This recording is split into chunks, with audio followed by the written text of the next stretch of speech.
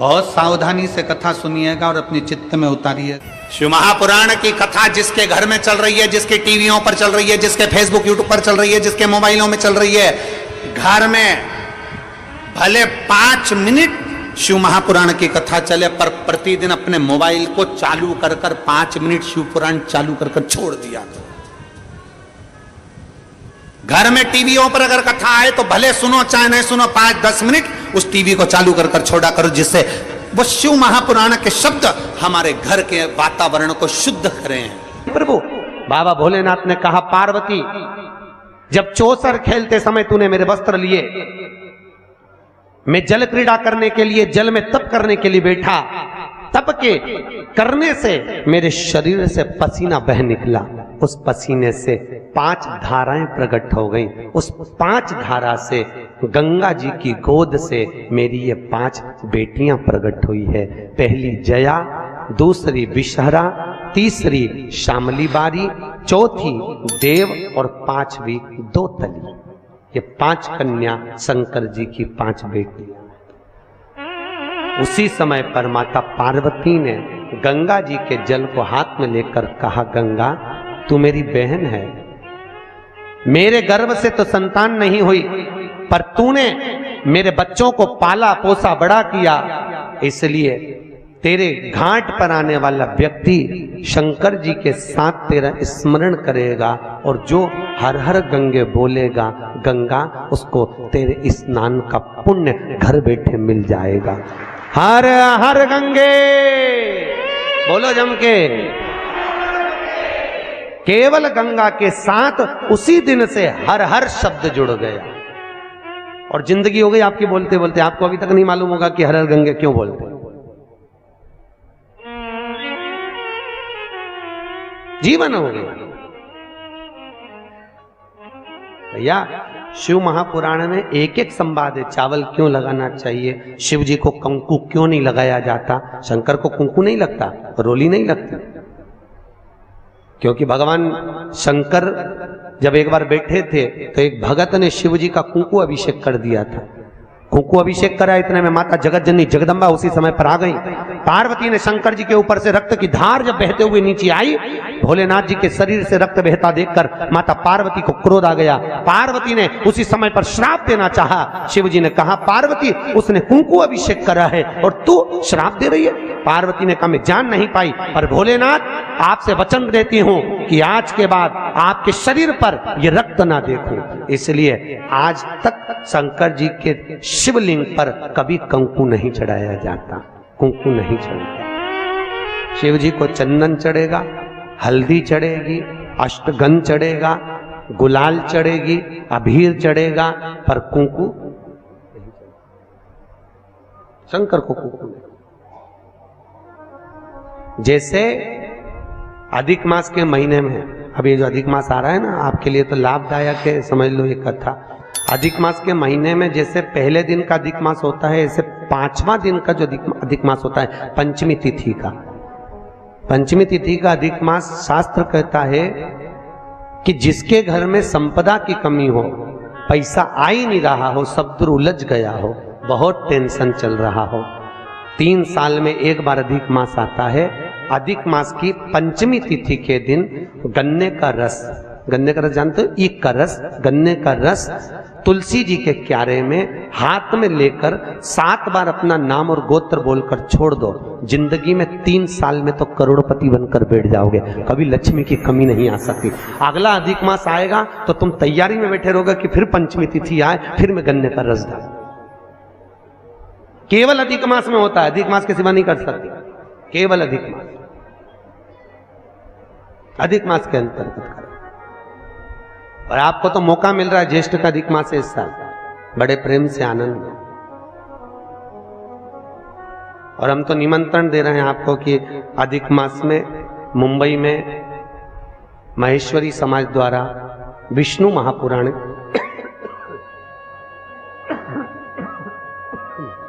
विष्णु पुराण की कथा है और आप सब भी विष्णु महापुराण की कथा में पश्चिम मुंबई महेश्वरी भवन श्रवण करने पधार। विष्णु महापुराण। अधिक मास का महीना भगवान शिव के स्मरण का माह, ठाकुर जी के भजन का महीना, भगवान नारायण के लाड़ लड़ाने का महीना। खूब प्रेम से भजन करो, जितना भजन कर सकते हो उतना, और काउंट कर कर नहीं कि कितना भजन करा है। कई लोग हाथ में वो बटन दबाते रहते हैं, राम राम राम राम, काउंट नहीं करना है, कर लो जितना कर सकते हो। अधिक मास के महीने में जितना पुण्य कमा सकते हो कमाओ। भजन चित्त धरी। आज शिव महापुराण की कथा कहती है, माता पार्वती के सम्मुख में पांचों कन्याओं को देखकर गंगा जी के सम्मुख में जब बात प्रसिद्ध करी, तब माता पार्वती से शिव जी ने कहा, ये मेरी 5 बेटियां हैं। पार्वती जी ने पांचों को गले से लगाया। भगवान भोलेनाथ बोले, पार्वती, ये जल की तरंगों में प्रवाहित होने के कारण इनका शरीर सर्प की आकृति में रहेगा। सर्प की आकृति।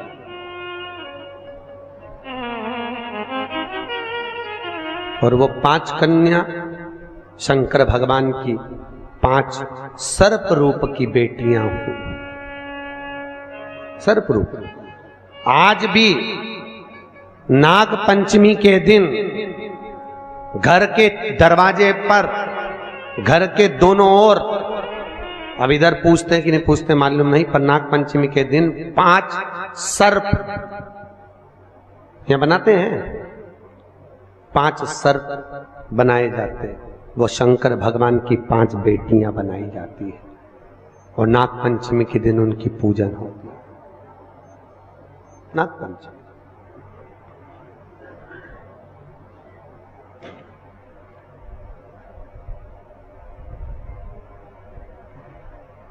भगवान शिव की आराधना का केंद्र बिंदु है। भगवान शिव का सुखमूल स्थापित करने वाली है।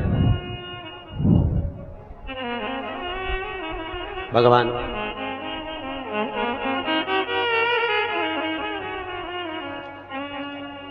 शिव ने 5 कन्याओं को आशीर्वाद दिया, माता पार्वती को समझाया, ज्ञानोपदेश प्रदान किया। समय आया और आज भगवान शिव विराजमान थे और भगवान शंकर के नयन बंद करने पर शिव जी के नयन से बंद करते ही एक अश्रु निकला। उस आंसू से अंधकासुर का जन्म हो गया। और जैसे ही अंधकासुर जन्मा, माता पार्वती ने उस बालक को गोदी में ले लिया। पार्वती ने जैसी गोदी में लिया, ये मेरा पुत्र है। भगवान शिव बोले, पार्वती इसको उठाकर समुद्र में फेंक दे। पार्वती जी ने समुद्र में बालक को नहीं फेंका। महाराज मैं इसको फेंकूंगी नहीं, आपके शरीर से प्रकट हुआ है, ये आपका पुत्र है। भगवान भोलेनाथ बोले, पार्वती मेरे नयन बंद करने पर अगर प्रकट हुआ है तो उसकी कोई तुलना, कोई मान्यता नहीं। फेंक दे इसको समुद्र में। पार्वती मैया ने नहीं फेंका। थोड़ा रिटर्न बढ़ाऊंगा। पार्वती मैया नहीं फेंकी। और जब माता पार्वती ने, बस ठीक है, पार्वती मैया जब नहीं फेंकी, शिवजी ने फिर कहा, पार्वती इस बालक को फेंक समुद्र में। पार्वती ने नहीं फेंका। ये आपका पुत्र है, मैं नहीं फेंकूंगी। बहुत समझाया, नहीं माना। शिव जी को क्रोध आया।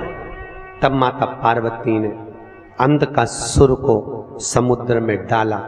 डालते ही उस बालक को हिरण्याक्ष ने पकड़ लिया। हिरण्याक्ष ने उसको पाल पोस कर बड़ा करा। हिरण्याक्ष को बड़ा करा।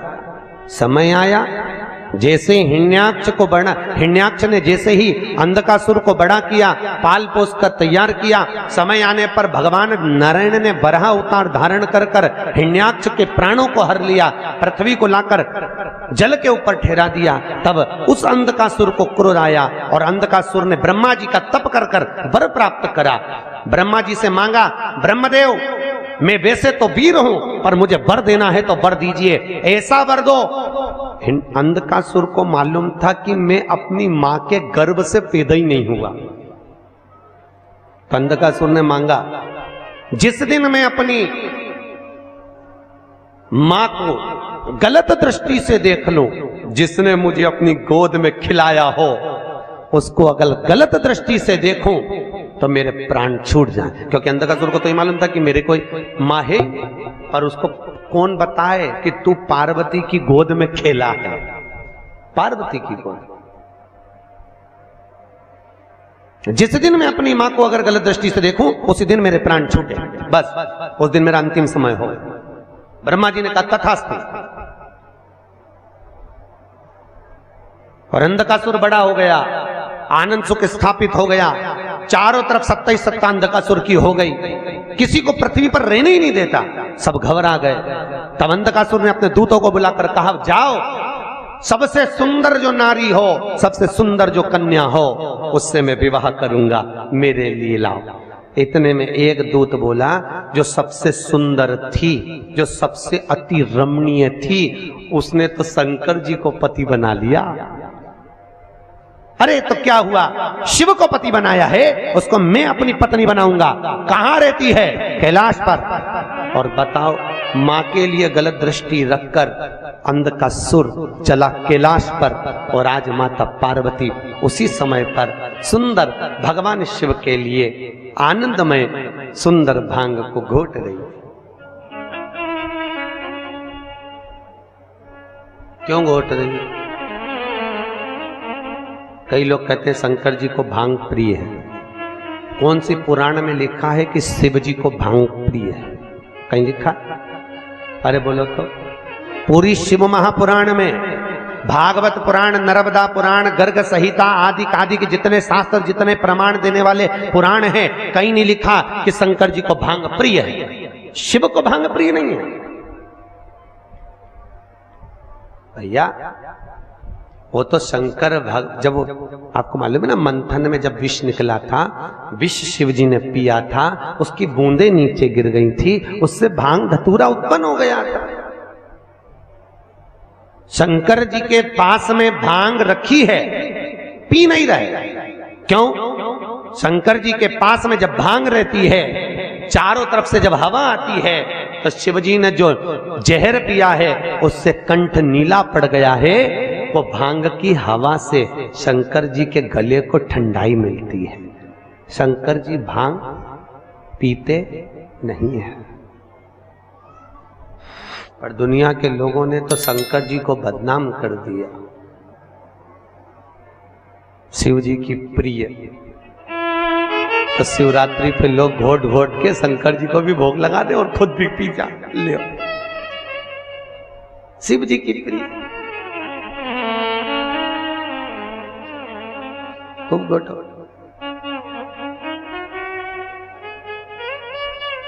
प्रियता ने समुद्र मंथन में अमृत किसके हिस्से में आया था? देवताओं। विष किसके हिस्से में आया? अरे बोलो, शंकर भगवान। जो अमृत पिए वो देव, जो विष पिए वो महादेव।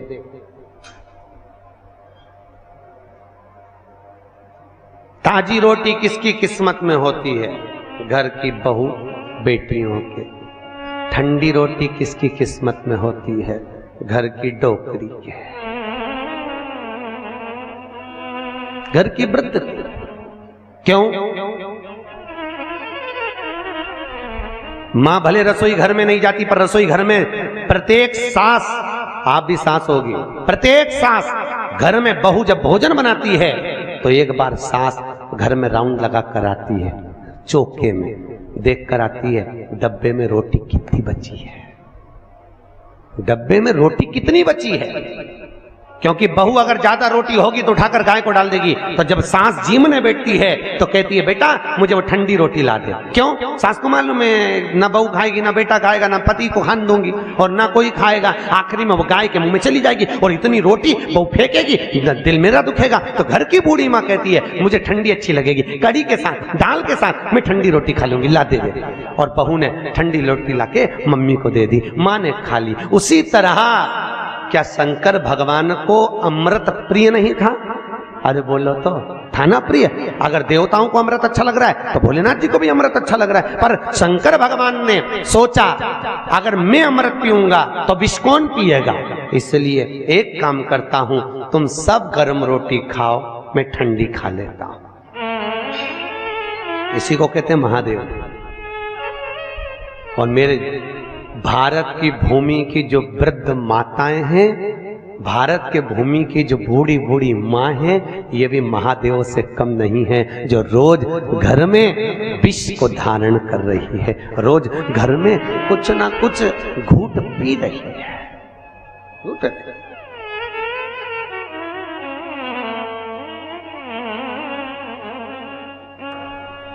पांच बेटियों का चरित्र यहां वर्णन किया। अंधकासुर मां जगतजननी के सम्मुख में पहुंच गया, माता के सामने।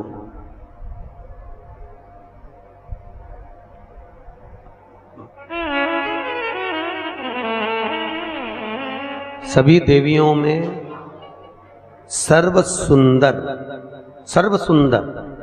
अगर कोई देवी है, सर्व सुंदर, तो कौन? मां जगतजननी जगदम्बा। आपके यहां पर नवरात्रि में देवी बैठती है। अगर देवी जी की मूर्ति भी बैठती होगी ना तो आप उसको देखते रह जाओ, इतनी सुंदर मां की मूर्त होती है। और तेरी प्रतिमा इतनी सुंदर, तू कितनी सुंदर हो। सोचो, मां की मूर्त इतनी सुंदर है तो मां कितनी सुंदर है, कितना सुंदर। जगदम्बा भवानी को देखा, अंधकासुर ने देखकर भवानी मैया के सम्मुख में खड़े होकर कहा, अरे ये ओगड़ी भस्मी रमाने वाला, जटा जूट बांधने वाला, उसको पति बनाकर बैठी हो, मुझे देखो, इतना तो मां से कहना था। और उसी समय भोलेनाथ जी को क्रोध आ गया, क्रोध, शिव को क्रोध आया और बाबा भोलेनाथ ने उसी समय पर अंधकार। ओम श्री शिवाय। नमस्ते हम दर्शकों, आज की कथा में पंडित प्रदीप जी मिश्रा ने रायपुर छत्तीसगढ़ में जो कथा चल रही है उसके दौरान बहुत सारे उपाय बताए और साथ ही जो है शिव पुराण का जो है वाचन किया है। इसके साथ में जो है उन्होंने जो है भगवान शंकर और पार्वती का जो है वाचन यहाँ पर किया है। जो भी चित्र दर्शन उन्होंने किया है वो भी बहुत अच्छी तरीके से किया है। तो अगर आप भी जो है कथा को ध्यान से नहीं सुने हैं तो एक बार और कथा को ध्यान से सुन लीजिए। और अगर आपने कथा को ध्यान से सुन लिया है तो आगे आने वाली कथा को सुनने के लिए प्रतिदिन आपको इस चैनल पर जो है कथाएँ मिलती रहेंगी। जो भी जहाँ का स्थान पर भी जो कथाएँ चल रही है वो जो है आपको इस चैनल के माध्यम से जो है प्रतिदिन 2 भाग में जो है कथा मिलती रहेगी। तो आपको भी जो है डेली कथा देखनी है तो चैनल को सब्सक्राइब कर लें और पास में आ रहा है बेल आइकन को प्रेस कर दें ताकि आपको समय पर कथा का अपडेट मिलता रहे। मिलते हैं अगली कथा में, तब तक के लिए हर हर महादेव।